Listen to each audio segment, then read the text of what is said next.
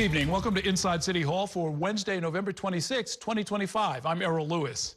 Julie Menin is poised to become the next Speaker of the New York City Council. The Manhattan lawmaker claimed victory today, saying that she has enough support from her colleagues to run the council next year, while her leading rivals have all conceded. Our Kelly Menin joins me now with tonight's top story. Good evening, Kelly. Good evening, Errol. And the race for the council speaker seemed like it was going to heat up this week with major unions endorsing. But then all of a sudden, a winner emerged. I'm really humbled and gratified by the support of my colleagues, and now we want to move forward, unite the council, and really tackle some of the big issues ahead. A moderate Democrat from Manhattan is poised to become the next Speaker of the City Council. Julie Menin was facing a field of 4 rivals, including Christopher Marte, Amanda Farias, Sylvina Brooks Powers, and Crystal Hudson.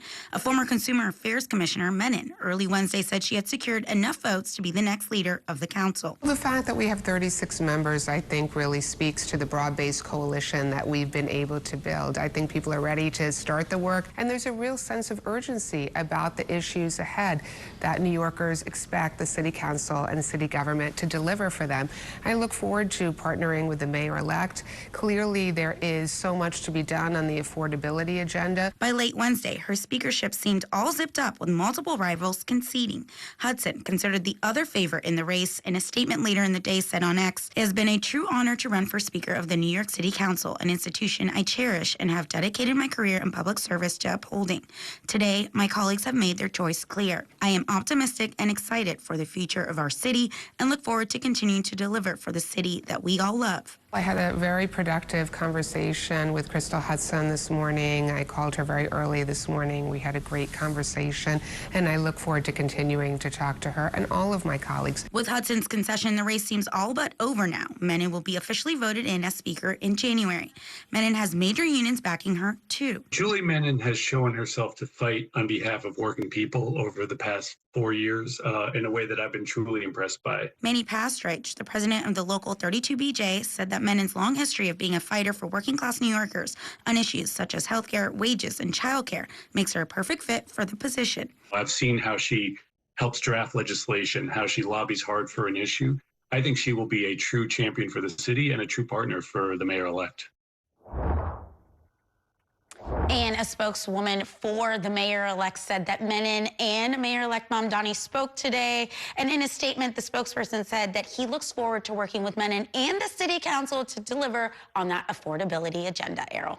There are unions that got involved, and we know where the some of the Democratic members were, but it sounds like all of the Republicans lined up behind her. Yeah, that's right. Even the leader of the Republican Party right now, Joanne Ariola, lined up behind her, and some progressives as well. Shaker Krishnan, Christopher Marte, who actually was a candidate in this race, lined up behind her, as well as Parina Sanchez. And then she was able also to get some of the new members to line up behind her, Phil Wong, Shirley Aldabal, as well as Harvey Epstein. So she brought in this broad coalition, it seems like, in these last couple of days to really lock up this position that she was vying to get. Do we have any sense of what's happening? The Speaker is the main prize, but there are some key committees, I'm thinking of land use and finance in particular, where that might have been part of the conversation and bringing some people along. Do we have any sense of what happened there? You know, I'm not particularly to those committees, but those were key conversations. I know that that was part of what Menin was kind of pitching to the council members.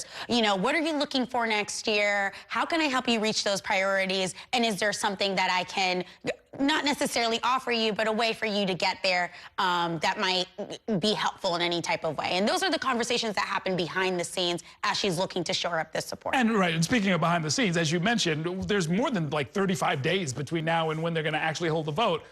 In theory, it's possible that some people could change their minds. That's right. I've been told that the last-minute support that she got, some of those people may be shaky and they could fall off. But with Crystal Hudson, with some of the others conceding, it seems like they maybe feel like it'd be too difficult to shake some of those members off. They would have to take away at least 10 of those members in order to make their candidacy viable. So it seems as if she is poised to become the next city council speaker. Okay. Thanks very much, Kelly. In other news, after years of planning and pitches to communities and debate, State Board will finally make its decisions on who should get 3 state casino gaming licenses on Monday. Our Courtney Gross has this look back at who the applicants are and how the decision will be made. Good evening, Courtney. Good evening, Errol. This has been years in the making. We alone have been following it for at least 3 years here at New York 1. And come Monday at around 10 o'clock in the morning, we are finally going to learn who has the best hand. Blackjack, anyone? The bets are in and the cards are on the table. On Monday, a 5-member state board will vote on which casino proposals should get a state gaming license. There are 3 licenses up for grabs, but the board does not have to issue any. In what has been a years-long competition where there had once been about a dozen applicants, there are now only 3. They include Bally's in the Bronx, Metropolitan Park, pitched by Mets owner Steve Cohen, and Hard Rock next to Citi Field, and Resorts World, which is also in Queens. Resorts World had been an early favorite since it is already operating slot machines at its facility in Ozone Park. Officials there are pitching a large expansion of their current facility to include table games.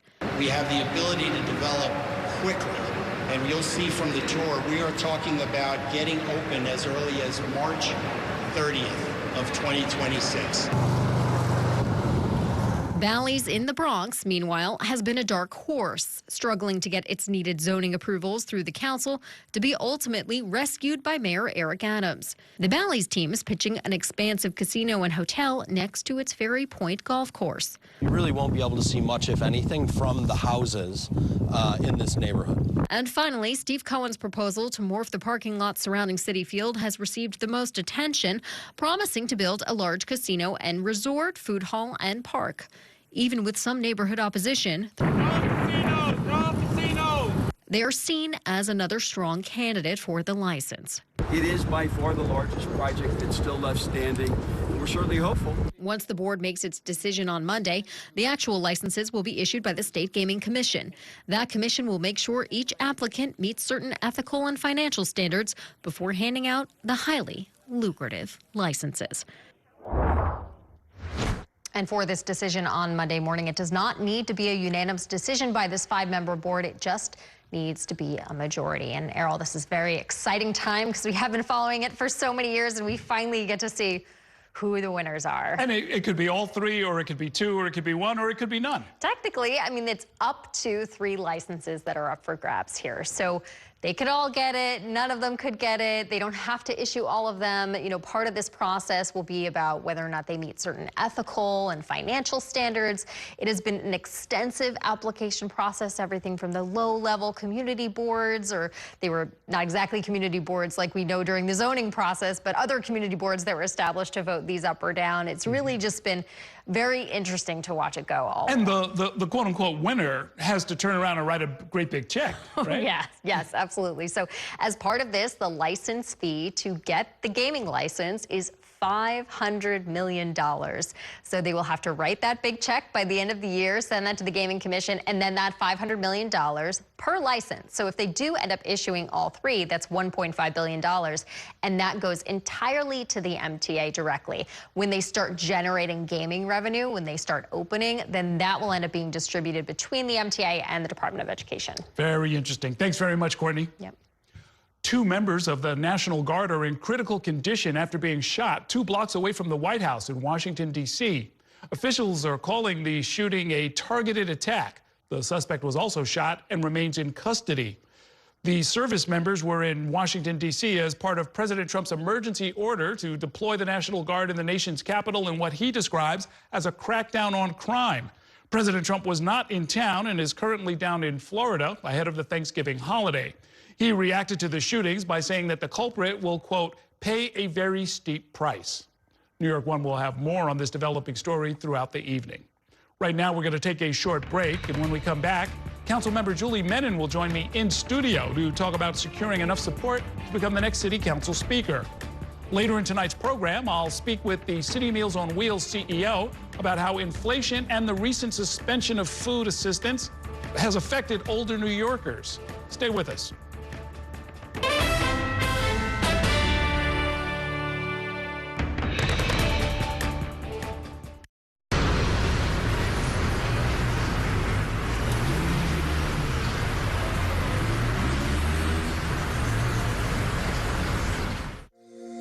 Every day tells a new story. At Mornings on One, we're dedicated to bringing you the stories that matter most to start your day with in-depth coverage of the day's developing news. I'm Pat Kernan. Here are the stories we're following this morning. And weather updates every 10 minutes. Some morning sunshine possible, clouds take over. It's our responsibility to get you the information you need before you head out the door. Mornings on One, weekdays starting at 6 on the Spectrum News app. Free for Spectrum customers. Spectrum TV, isn't that only live TV? No, it's only all my favorite streaming apps with live TV. Okay. It's only all included at no extra cost. And that's the magic of math. Will this be on the test? Sure, why not? It's only one simple payment for all our TV. We gotta simplify and win. Winning is equally important. If not, more so. Yeah! Only Spectrum TV, fixed TV. I'm Sandra, this is Jorge, and we were adopted in 2019. I remember when they first came to us, Michael was already a teenager. The whole cliche of they're so lucky to have you guys, and it's the other way around. They have changed our family for the better. They chose to love us. They didn't have to. They chose us. Family. Learn about adopting a teen from foster care. You can't imagine the reward. Visit adoptuskids.org. And that's a look at some of what's in the papers this morning. You're done with the sports section. Today's story is about the latest chapter for a beloved local business. It's a beautiful day with temperatures in the 60s, but showers are expected in the next hour. In a city that's always on the go, it's important to stop to hear the stories that connect us. The news that matters to New Yorkers. That's what brings us together. That's Mornings on One. Weekdays starting at 6. Exclusively on Spectrum.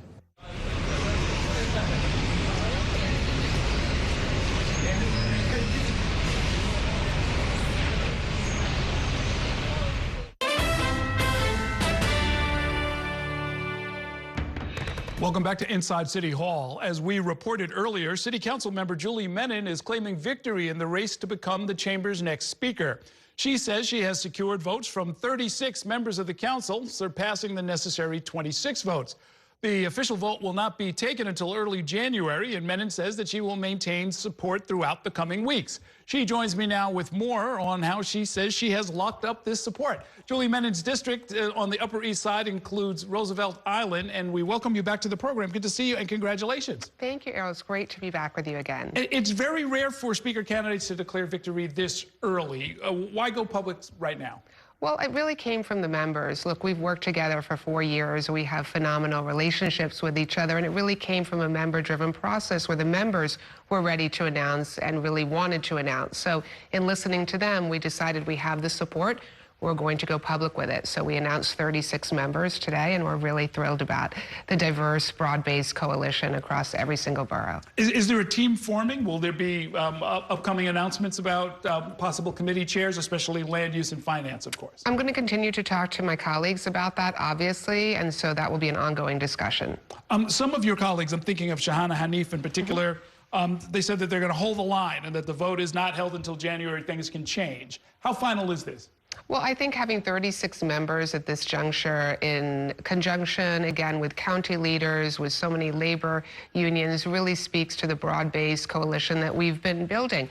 And so I look forward to talking to the additional colleagues, and I think that we are definitely going to continue those conversations. And I look forward to speaking to Councilmember Hanif. According to the Daily News, you've been telling council members that you would consider bringing back the subpoena power that the council has, in part to sort of serve as a check on the incoming administration of Mayor-elect Mamdani. Is that true? No, what I said was actually that we should utilize the subpoena power against bad actor corporations. I'm a lawyer. As you know, I've served in a senior role at the New York City Law Department. I served as commissioner of the Department of Consumer and Worker Protection, where we did groundbreaking investigations. And we really have never utilized this subpoena power against bad actor corporations that are not fully implementing our laws. We pass some laws and then oftentimes they're completely ignored. We need to be far more proactive. And I actually think by suing these bad actor corporations, it's in line with the mayor-elect's agenda. We need to make sure that we are protecting working people. I'm thinking in particular about some of the fast food worker bills. I served as commissioner when we morphed the Department of Consumer Protection to Consumer and Worker Protection to really build out that portfolio. But if our laws aren't being followed, then shame on us. We need to be more aggressive about it. So, for example, Errol, we passed 2 years ago a package of bills on childcare. They were my bills. We did a whole childcare package, and other members had other bills on that. They largely were not implemented. So what do we need to do about that?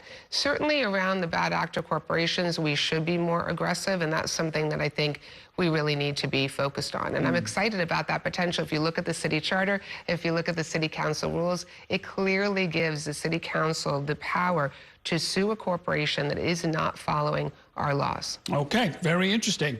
Have you talked with Mayor-elect Mamdani since the general election? Yes, I talked to him today, in fact, and we had a wonderful conversation, and I look forward to partnering with him over the next 4 years. Okay, now, I was looking at this. Did you support anybody? And I know you didn't support him, but you didn't support anybody in the race for mayor? I didn't support anyone because when in the primary election, because I'd already announced that I was running for speaker, I was very clear that I was not going to support a candidate for mayor in the primary or in the general. So I announced in the primary that irrespective of whoever won the primary, I did not plan on making endorsement in the general election because I was running for speaker. And in running for speaker, you really want to bring the body together. So I was very clear about that.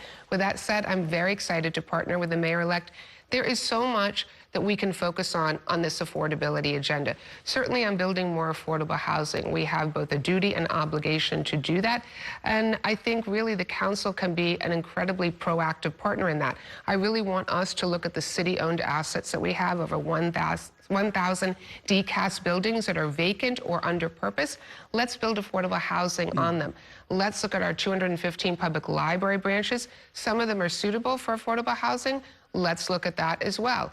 And so I think that there's a lot of potential around that. Universal childcare. Over 375,000 parents left the workforce recently. Now, that has an economic cost to the city. It costs the city about $2.2 billion in lost revenue. So we must do universal childcare, and we must go to the state and ask for the funding for that. And also look at the city budget as well to see, are there pockets of savings? Well, that's half of his agenda. Let's just do the other two. Well, what do you think about this idea of city-owned stores, one in each borough? So I think that we've got an affordability problem on groceries, and anything that we can do to lower grocery prices is something that we obviously need to look at. I think we also need to look at healthcare costs. So earlier the council passed my bill, the Office of Healthcare Accountability. That has now been set up at the Department of Health. That office, Errol, can save this city approximately $2 billion a year. Why? Because now that we know what hospitals are charging us, and we have a workforce of over 300,000 city workers that we obviously pay for their health care and their health care when they're retired and their dependents' health care, that nut is $11 billion. Just 5 years ago, it was $6 billion. It's almost doubled in 5 years. It's unsustainable.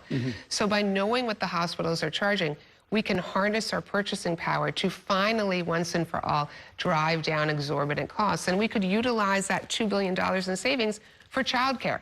So I'm very excited about that potential. Yeah, I remember when you came in and talked about that bill. And so, right, that is a portion of the money that might be needed for some other parts of the agenda. Exactly. And I guess fast and free buses and the rent freeze. What do you think? So fast and free buses, absolutely. I mean, I think for so many New Yorkers, they are complaining the buses are slow, they're expensive. And so anything we can do to aid public transportation, we should be supporting.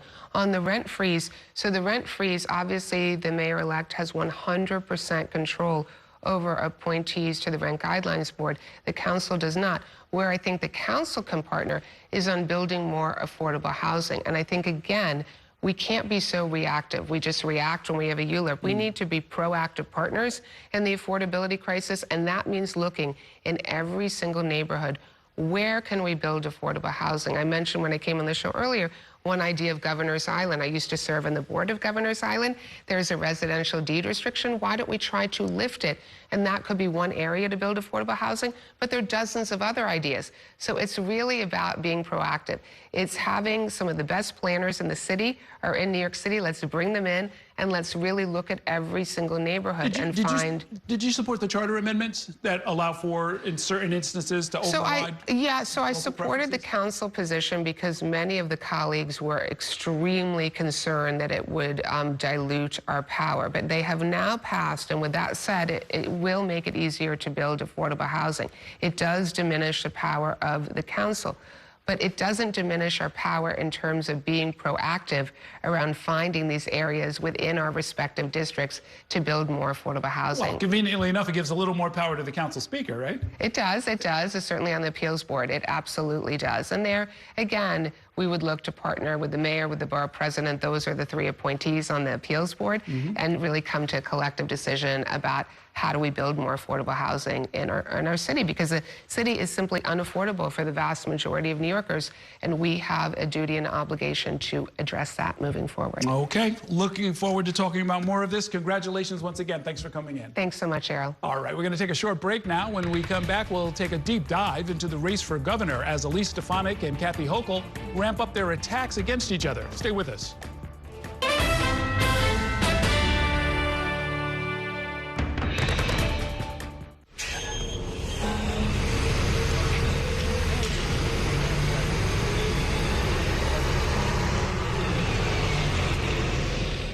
At Spectrum News, we're committed to strengthening the fabric of local communities through our reporting, with stories that inspire and news that matters on your smart TV and connected devices, streaming live 24/7, plus on-demand weather forecast to help you stay prepared.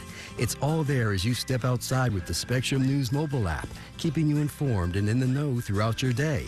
Spectrum News, free with your Spectrum subscription, exclusively for Spectrum customers, now available on your favorite devices. It's only a game. It's only a little rivalry. It's only a ritual. When I come home And a few generations. you're always there. And only Spectrum TV includes all your favorite streaming apps with live TV at no extra cost. It's only a game. It's only everything. Mom was always organized, but she started forgetting to pay her bills on time. And she'd buy the same gifts over and over. Telling the girls about my Alzheimer's diagnosis was really hard. At first, we had our cries, but then we were like, okay, let's make a plan. Early detection gave us time to adapt together. It's so important for you to think about what you can do and making the most of what you have. If you or your family are noticing changes, it could be Alzheimer's. Talk about seeing a doctor together. From my time growing up in Queens watching New York 1 to my time reporting here, I've seen how quickly a story can change. At News All Day, we bring you the news as it's happening, from around the boroughs to local government to your neighborhood. Because our city never stops moving. 3, 2, 1. Hi, I'm Shannon Ferry with the day's developing stories. But first, stay up to date and informed with News All Day, weekdays from noon to 4.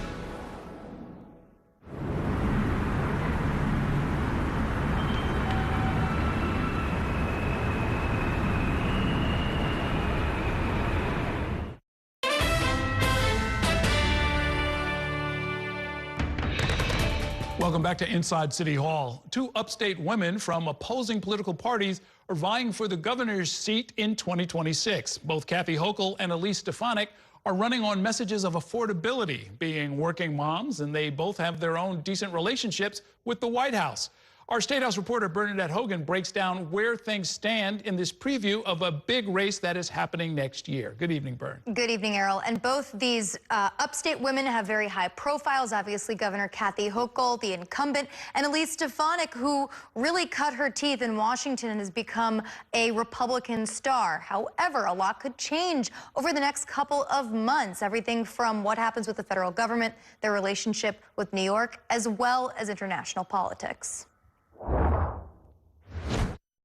Elise Stefanik repeated again over and over that he is a jihadist. Under Kathy Hochul's failed leadership, 2026 may pit two upstate New Yorkers against each other, incumbent Democratic Governor Kathy Hochul and chairwoman of House Republican leadership, Representative Elise Stefanik. Both enter the race with millions of dollars in campaign cash, with promises to drive down the high cost of living. Economics is what's going to drive a lot of next year, how expensive it is to go to the supermarket and come home and feed your kids. Hochul easily leads Stefanik in a head-to-head race, according to a new poll. Despite benefiting from high statewide Democratic voter enrollment, when voters were asked if they prefer Hochul or someone else as governor, more picked the unnamed alternative over Hochul. Compare her to her contemporaries, fellow executives or former executives, she actually looks pretty rosy. Stefanik, meanwhile, needs to boost her name ID in the 5 boroughs. There, 41% of voters view her unfavorably,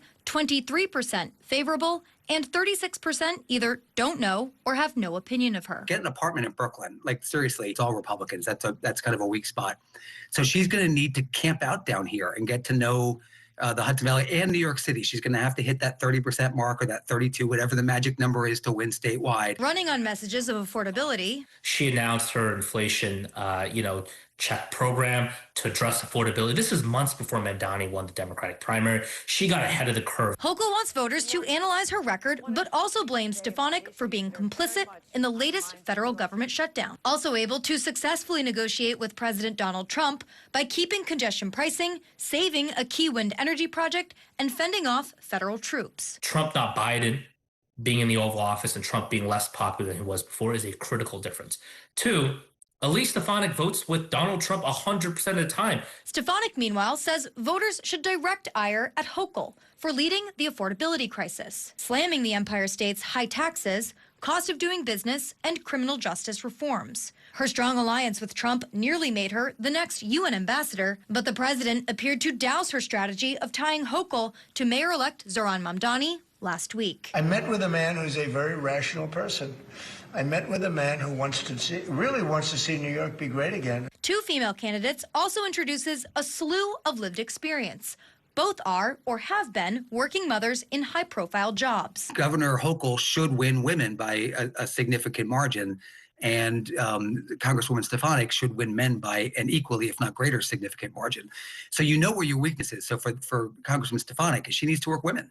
She needs to get in there and find things they care about other than abortion. Then there's the possible primary challengers. The governor continues to want to maintain a broken system. Hochul's errant Lieutenant Governor, Antonio Delgado, a former upstate congressman who served with Stefanik, is coming at Hochul from the left. As of now, an undeclared candidate, Nassau County's GOP executive, Bruce Blakeman, recently sailed to re-election in a purple county. Also close to President Trump, Blakeman threatens to cut into Stefanik's Long Island support if there's a Republican primary. A Republican typically has to do 15-20% win margin in Nassau County or more to have a shot at winning. So a lot of question marks again, Errol, whether or not Bruce Blakeman will enter in and cause a Republican primary. The big question, I think, is the Trump factor. President Donald Trump talks to both Stefanik and Bruce Blakeman. Will he put a line in the sand? And then also, Stefanik's people sent me a statement where she said that she's received more support in her district compared to President Donald Trump. Stefanik was supposed to be UN ambassador. What happened there is another story. But how much will President Trump get involved? And will the relationship with Mayor-elect Zohran Mamdani maintain its rosiness as of now?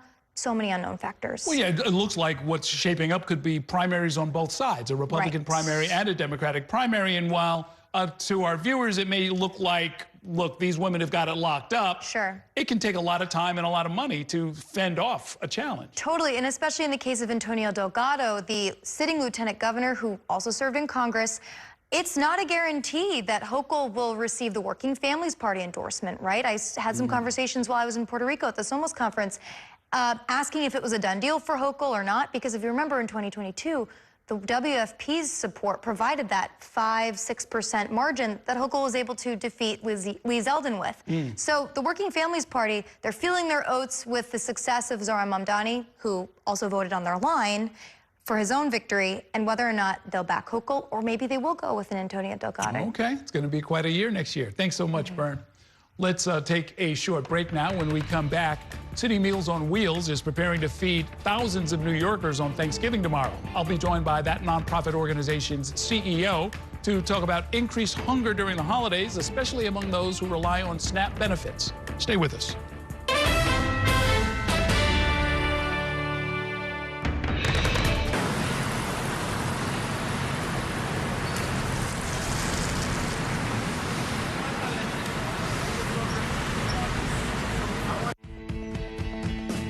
In Focus with Cheryl Wills, a weekly show discussing decisions and potential solutions for issues making an impact in your community and your city. If it's important to New Yorkers, then it's being talked about here. In Focus with Cheryl Wills, Sunday mornings at 10:30 on New York One.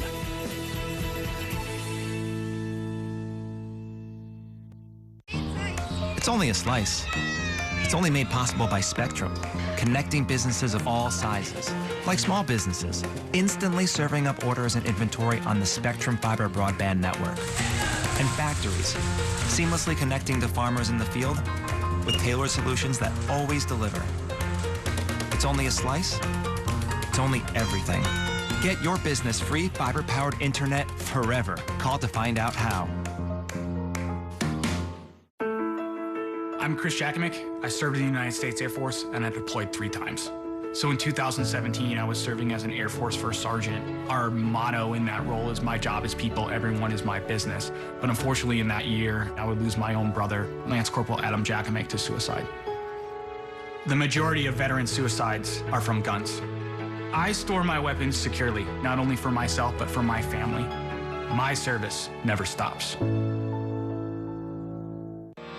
At Spectrum Noticias, we recognize that our New York City community is vibrant and diverse. Spectrum Noticias delivers balanced coverage of the stories that matter in our communities and across the country. Our journalists are based in the neighborhoods we cover, ensuring you get in-depth reporting on what's happening in the places we call home. So join us at Spectrum Noticias. We're always on, always there for you. Now available on your TV. Check your local listings. Also available on the Spectrum News app.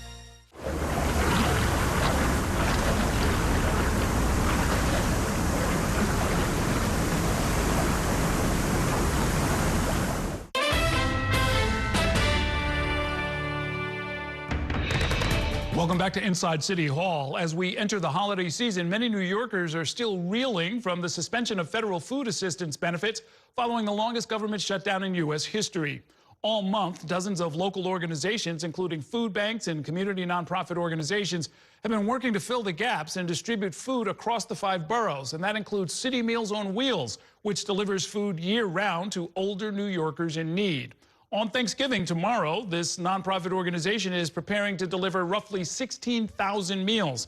Joining me now with more on all of this is Beth Shapiro, the Chief Executive Officer of City Meals on Wheels. Welcome to the program. Great to see you. Thanks for having me. First and foremost, people who want to you have volunteer opportunities, Absolutely. I understand. How do people sign up? What do they do? Citymeals.org. There's button for volunteer. We have all kinds of opportunities to get folks involved. Okay. There's also a match for Giving Tuesday. People like me who like to do little impulse purchases and send a little money your way. What will that be doing? Double it up. Actually, I think it's a 2 times match every dollar from a donor of ours. And the same thing, citymeals.org. There's a link to donate. And we'd love to be able to match that money and make it go further. Okay, it's not a telethon, but folks, you can do it right now. Now, a big part of your mission is to bridge the gap, as I mentioned. Nearly 2 million New Yorkers were affected in November when the SNAP benefits were interrupted during the government shutdown. How did that impact older New Yorkers, and what were you able to do about it? About 30% of those receiving home-delivered meals also received SNAP benefits. So we were feeding, we got about 25,000 pounds of food out to 9,000 older adults who needed it within, within that 2-week period. And they're still feeling the effects. It's such a large group of people. You can't generalize, but I was looking through some of your materials. Over 500 of your clients are over 100 years old. I know. You just don't expect that. You know what it is? I assume, probably like a lot of my viewers, that anybody that age is living in an institutional setting, but that's not the case. It's not the case. And, from 100, I've met someone as old as 106 here in this city. And, I said to her, you know how old you are. She said, how old am I? I'm like 106. She goes, that's crazy.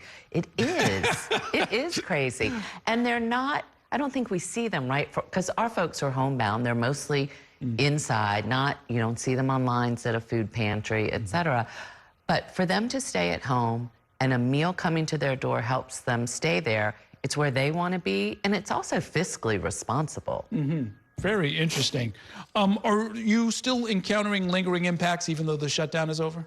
We are. You know, older New Yorkers are living on tight salaries anyway. 65% of the people that we surveyed a year and a half ago are living on $15,000 a year or less. So the delay in SNAP benefits, cuts in any services is going to have lasting impact. You wrote an op-ed in Time magazine about the Trump administration canceling something. I was not aware of this. The USDA, the Department of Agriculture, they have an annual household food security report, and they're not issuing that anymore. What was in the report, and how would it help groups like yours? It looks at the whole country and identifies the pockets of food insecurity across the country. It guides where government and nonprofits step in to help people. And it's like we're closing our eyes to need. Yeah, I was going to ask, why would the federal government not want to know where the problems are? I think they want to put their head in the sand and not deal in reality. What about the impact of inflation? We see it a lot of different ways. Last year, there was all of this talk about the price of eggs as sort of a barometer. Where do things stand? I mean, I assume that prices are still going up faster than, say, incomes, right? Yes, I think the state comptroller said that over the last decade, groceries increased 56%. That's significant when you think about any of us, but certainly someone on a fixed income, an older adult already making hard choices between food, rent, medicine. Almost a 60% increase has impact. Sure. Well, and then, I mean, even if they tame inflation, that elevated price is where it sticks, right? Right. It's not, we don't usually see things start to go down on a gross level. One of the things that happens with city meals is that because you're bringing a meal to someone, it's human contact at a time when there's actually an epidemic of loneliness, which I think a lot of my viewers don't necessarily think of, because it's a big crowded city and it's kind of hard to get any space or to yourself most of the time. But the flip side of that is that there are actually a lot of seniors who are not in contact with anybody. Right. 8% of our recipients have no one to talk to in a given day. 80% are living alone. So they have outlived friends, family, often even their own children. And there is a national epidemic of isolation and loneliness. I mean, if you think back to the early COVID days, how we all felt, that's how our folks feel every day. And for us to be able to provide a little connectivity means a lot, and also impacts their nutrition. Oh, and in our last minute, what do the incoming Mamdani administration and the council, what do they most need to do in order to help hungry seniors? We invite them on meal deliveries and to go up to our distribution center. And I think the most important thing is the administration talks about affordability, not to forget older New Yorkers, and recognize that there is historic lack of underfunding for services for older adults in this city and across the country. In the city, older adults make up almost 20% of the population. Funding for the Department for the Aging is less than 1% of the city budget. Really? Why is that? Is it handled through other budget lines, or is it? Well, of course, some is handled through other budget lines, right? Health and Human Services deals with older people. But if you think just about that population and priorities for them, it's a tiny speck in the budget. And it needs to be addressed as older people are outnumbering children for the first time in history. 20%, yeah, that would be, Thank you very much. Good luck with the distribution tomorrow. Thank and good you luck so on much. Giving Tuesday, when a bunch of us are going to give you some money. Thank you. All right. Let's take a short break now. When we come back, I'll turn back to the latest in the race for City Council Speaker when I'm joined by my weekly politics panel. Stay with us.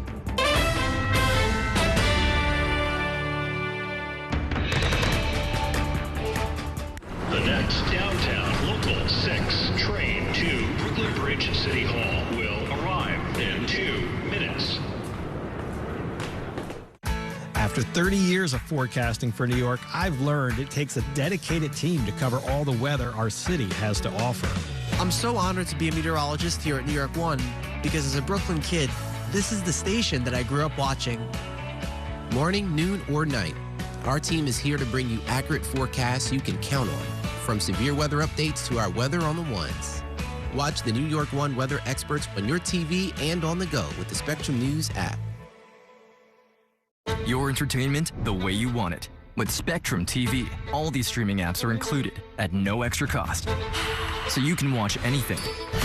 Movies, series, sports, reality, news. Here's a look at today's top stories. Exclusive originals. We await your orders. And even more of your favorites with live TV. Stream across your devices and enjoy anywhere. See you later. Get it all with Spectrum TV. I'm an ex-drug dealer, and I'll be your sub today.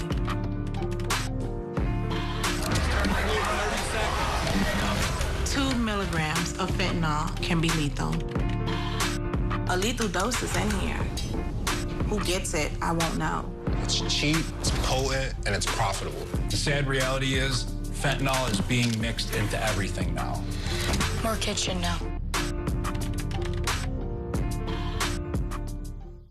My father was a New York City firefighter.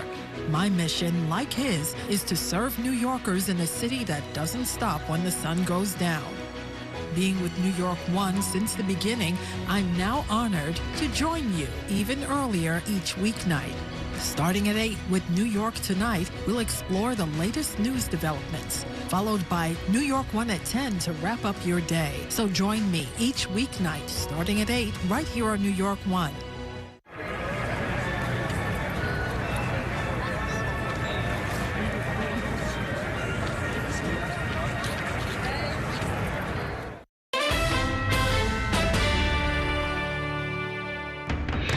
Back to Inside City Hall. Tonight's top story is that the city council member, Julie Menin, is set to become the next city council speaker. Earlier in tonight's program, she told me that she has secured commitments from a supermajority of council members, although there will not be an official vote on the next speaker until after the new year, when the new council is sworn in. Joining me now to talk about that and much more is my weekly politics panel. Susan Kang is a political science professor at John Jay College and a leading member of the New York City Democratic Socialists of America. And joining us, as he does every Wednesday, is New York One political commentator Herson Barrero. Thank you both for being here. So, look, some of the commentary has suggested that Menin might be trying to act as a check on the mayor. Now, that institutionally is what any speaker is supposed to do.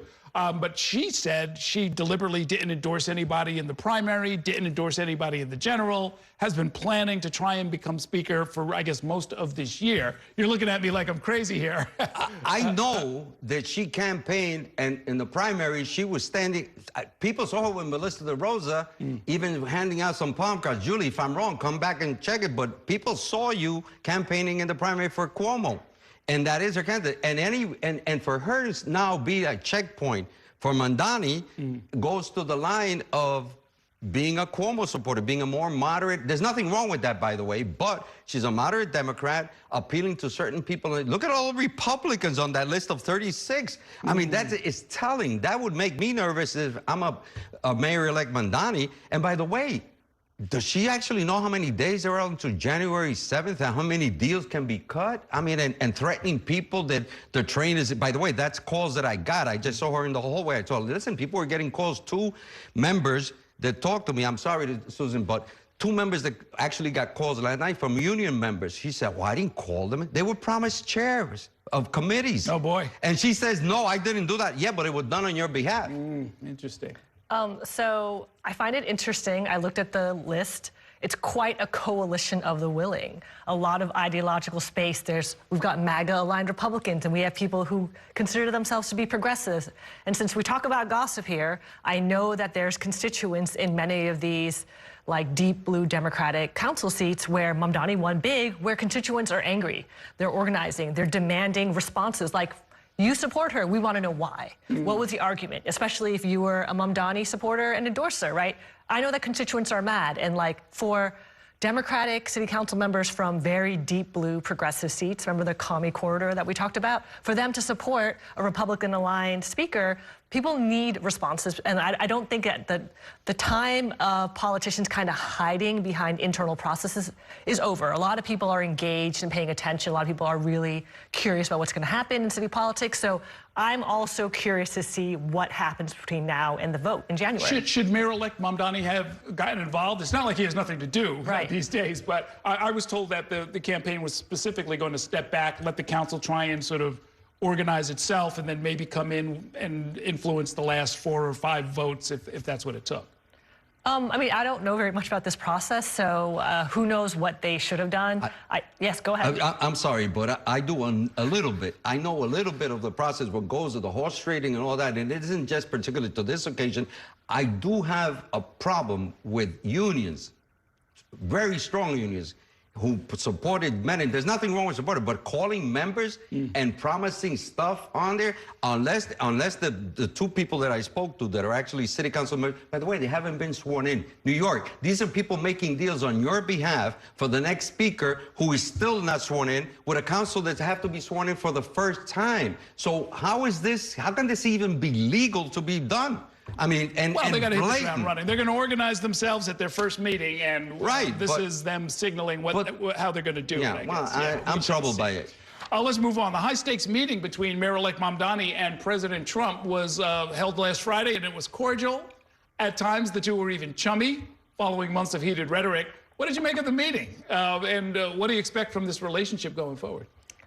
So people say, oh, did Mamdani charm Trump? But Trump got out the portrait of FDR from the White House archives to have it hanging so they could take pictures. That's something that happened in advance of the meeting, which suggests that he went into the meeting with a positive orientation and started it off in a conciliatory manner, because I don't go digging through my junk to decorate my apartment when my guests come over based on their needs, unless there's some reason, right? That's quite a thing to do. So I think that Trump is, you know, impressed by the fact that he's a winner. He loves a winner, right? He's also interested in deal making, right? He loves to come out on top, but also make sure that it's a win-win situation. So I don't know what's going to happen. I think it's telling that he's saying he's not sending federal troops to New York City. You know, you shocked me. You're being very fair about the whole analysis, but I thought, you know, when I'm not going to turn my head, but it's like the arms were around and they were kissing and making out. It was incredible. I was stunned. And let me tell you something. See, this is where I have another problem. Today I'm full of problems. But if it had been Andrew Cuomo, who had won the election, which he didn't, and he had done the same thing, everybody would be criticizing him. He sold out, especially the socialists and the losing faction. This is what troubles me about politics. If you're going to criticize this criminal, this sexual predator, a convicted felon, then let's criticize for everything. I was stunned, and I wanted to hear the voices from the left, and they all shut up, because Mamdani walks on water, and he can go and meet with Lucifer, and it's okay because he's doing it for New York. The hell with that. I was disappointed in Mamdani. You know, you raised an interesting point. I noted that Mohammed bin Salman of Saudi Arabia had been there just a few days prior, and I'm thinking, you know what? There's probably some kind of commercial angle here where President Trump, in wanting to sort of close deals for his family and his company, that's a whole other sort of question about conflict of interest, but we know that he's actively dealing with business interests throughout the Middle East, and it wouldn't hurt to have an ally, or at least somebody that you're not persecuting. With the first Muslim mayor in New York City. Let's take a short break. We've got more to talk about after a short break, then we'll be back with our politics panel. Stay with us.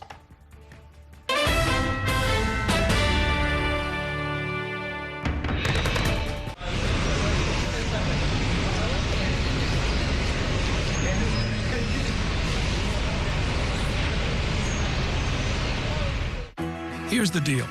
People need a place to explore national issues that have an impact on their community. To understand those issues better, we're bringing together our team of local political journalists from across the country to break down what's happening.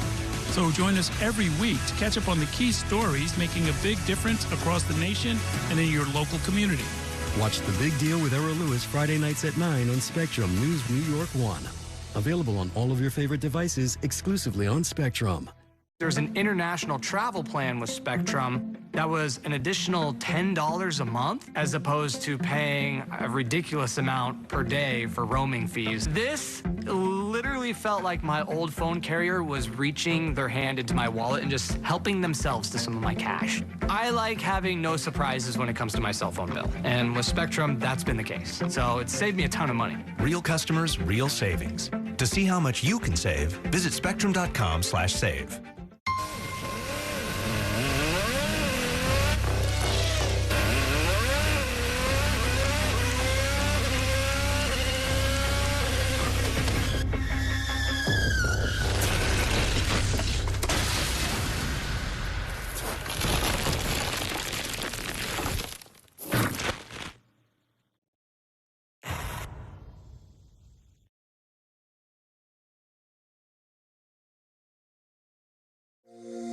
Every day tells a new story. At Mornings on One, we're dedicated to bringing you the stories that matter most to start your day with in-depth coverage of the day's developing news. I'm Pat Kernan. Here are the stories we're following this morning. And weather updates every 10 minutes. Some morning sunshine possible, clouds take over. It's our responsibility to get you the information you need before you head out the door. Mornings on One, weekdays starting at 6 on the Spectrum News app. Free for Spectrum customers.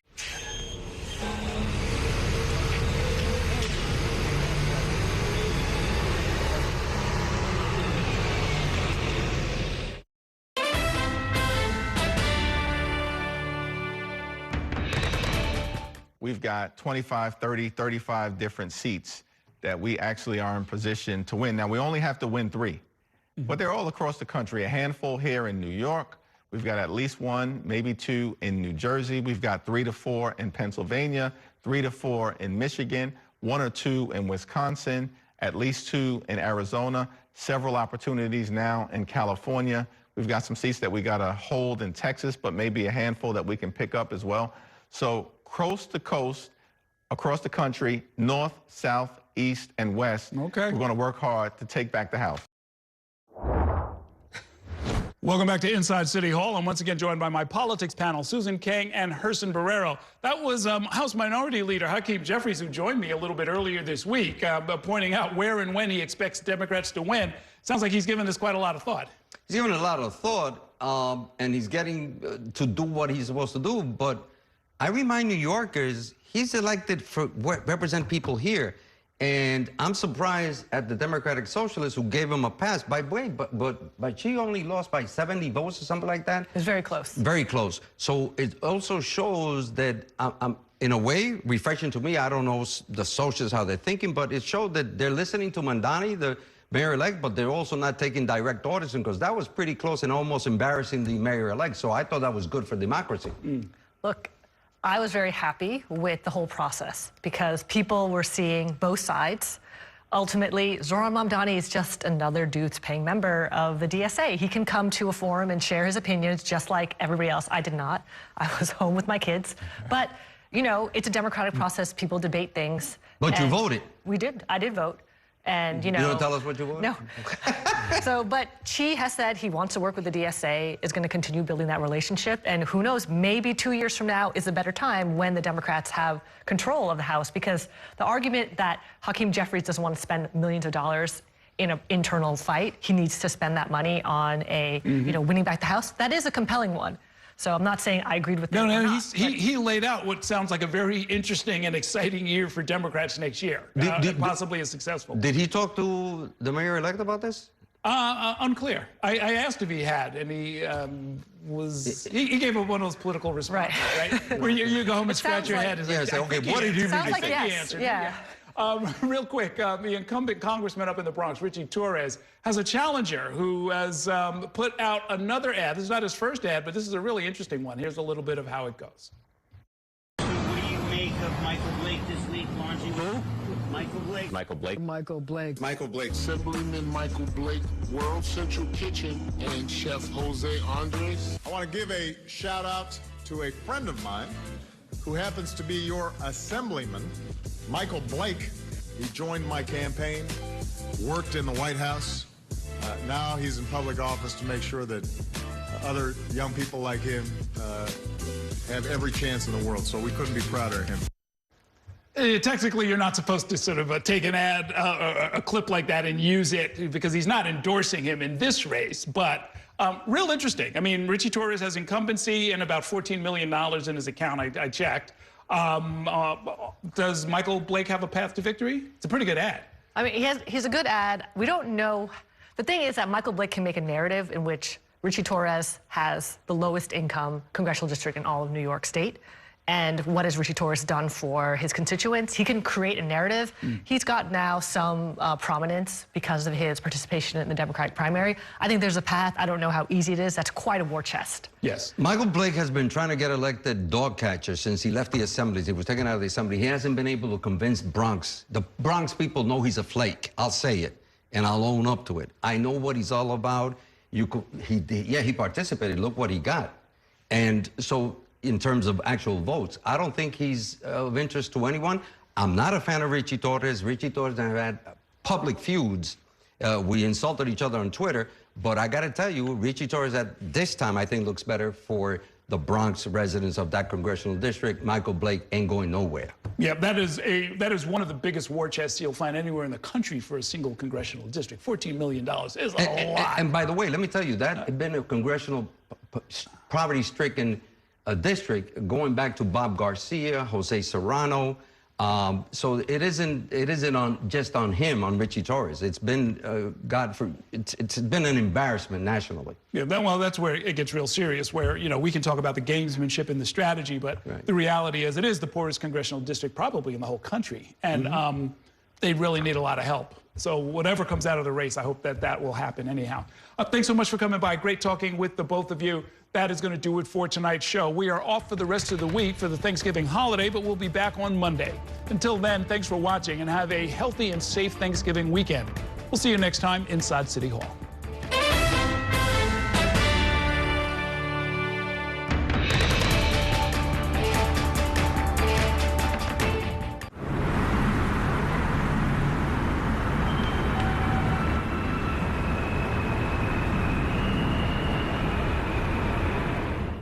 That's a look at some of what's in the papers this morning. You done with the sports section? Today's story is about the latest chapter for a beloved local business. It's a beautiful day with temperatures in the 60s, but showers are expected in the next hour. In a city that's always on the go, it's important to stop to hear the stories that connect us. The news that matters to New Yorkers. That's what brings us together. That's Mornings on One. Weekdays starting at 6. Exclusively on Spectrum. Your entertainment the way you want it. With Spectrum TV, all these streaming apps are included at no extra cost. So you can watch anything. Hey, brother. Be careful. Movies. I've got this condition where I don't feel pain. You're a superhero. No. Series. There was another murder in the building. Sports. Reality. Here's to a summer you'll never forget. News. Here's a look at today's top story. Exclusive originals. We await your orders. Even more of your favorites with live TV. Welcome into First Take. Stream across your devices and watch anywhere. At home or out and about. It's the entertainment experience you've been waiting for. Streaming apps included at no extra cost. Scout that, pal. Get a good look. With live TV and on demand. All together, all in one place for you to enjoy. It's whatever kind of adventure we want it to be. Get it all with Spectrum TV. At Spectrum News, we're committed to strengthening the fabric of local communities through our reporting, with stories that inspire and news that matters on your smart TV and connected devices, streaming live 24/7, plus on-demand weather forecast to help you stay prepared. It's all there as you step outside with the Spectrum News mobile app, keeping you informed and in the know throughout your day. Spectrum News, free with your Spectrum subscription, exclusively for Spectrum customers, now available on your favorite devices.